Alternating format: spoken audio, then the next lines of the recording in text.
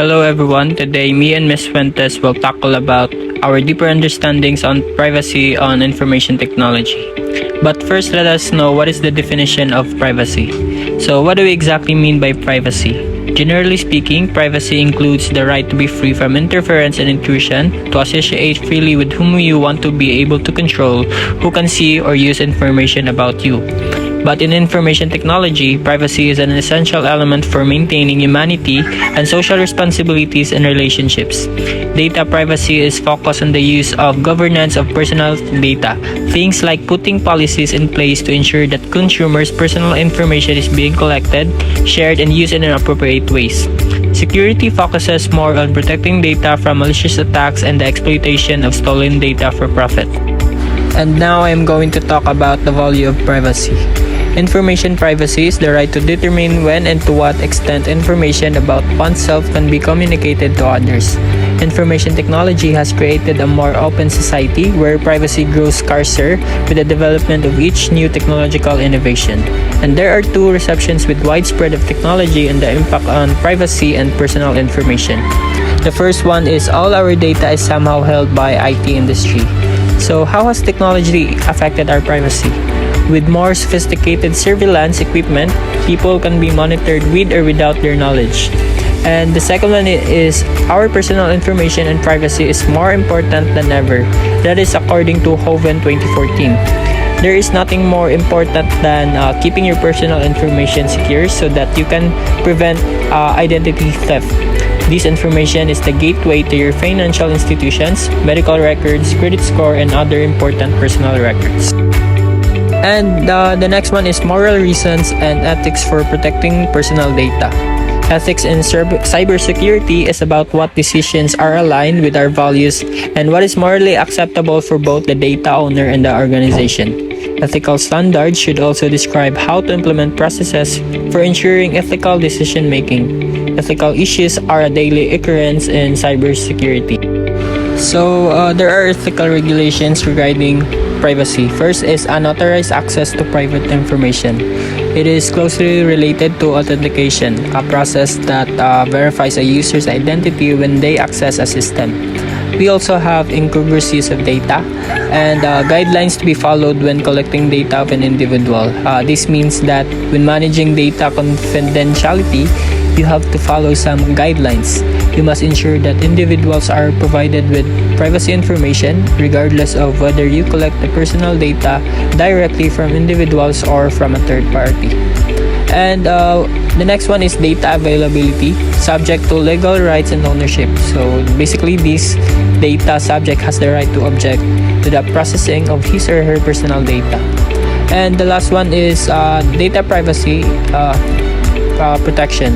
Data privacy is about what people who have collected your data lawfully and should do with it and what control you have over that retention of used data. Data protection ensures that your data is safeguarded from unlawful access by unauthorized parties. Now let's move forward to information privacy. So it is said to be that information privacy is a combination of data privacy and a communications privacy. Data privacy is the capacity to restrict access to one's personal data by other individuals and organizations. However, communications privacy is the capacity to communicate with others without those communications being monitored by other persons or organizations. This illustration shows the various environments of information privacy and which are categorized into three dimensions. The time dimension, it's where computation of data for analyzing and processing for marketplace. Matter dimension, in which it has privacy and protection of data such as web browsing to and from user to browser and social media data. Lastly, we have the space dimension which deals with the data privacy of individuals or group or an organization. So as the technology develops or evolves, this has also changed the digital world and now on the risk of taking over the privacy of an individual. As the connectivity and access of information increase, it also increases the risk of personal data breach and inequality in social life. It is said that social media is one of the technologies that impacted on privacy as it plays a major role in our lives and have been integral part in our daily activities.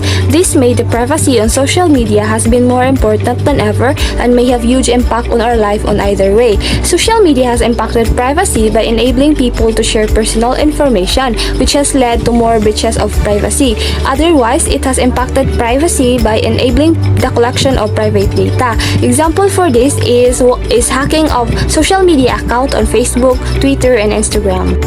So this illustration shows various happenings in social media. Big data has also impacted on technology, as it said that when public uses internet, they generate huge chunks of data when surfing online. This gives an insight of the user, and apart from this, provides voluminous statistical data. Employing data mining gives us the patterns from the data, and these patterns are used to determine about the user interests and behavior. To solve privacy concerns, technology uses different methods and approaches. First, we have the design method. In this approach, privacy has been more proactive rather than aftermath. This approach has made the privacy as a centered stage in all phases from initial design to final product. The next one is the privacy enhancing technologies. One example of this is Tor. It is a communication anonymizing tool.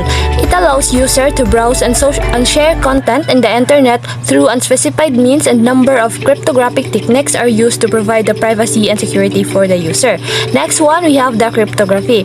It has been used as a means of protecting data for a very long time. Modern cryptography techniques such as homomorphic encryption has become a potential technique to provide protection to data. It performs the calculations of the data that is already encrypted without decrypting the data. By doing so, this provides a way more secure computing in computing cloud. Lastly, we have the identity management. It is a means of authenticating and authorizing individuals or groups to have access to their accounts or systems in an organization through a network. To sum it up, privacy is the ability to control who can access information about our private life and our activities. It protects our information we do not want to share publicly. Here are some simple questions related to our topic. Again, this is Fuentes together with Mr. Gimoros. Thank you for listening and have a good day.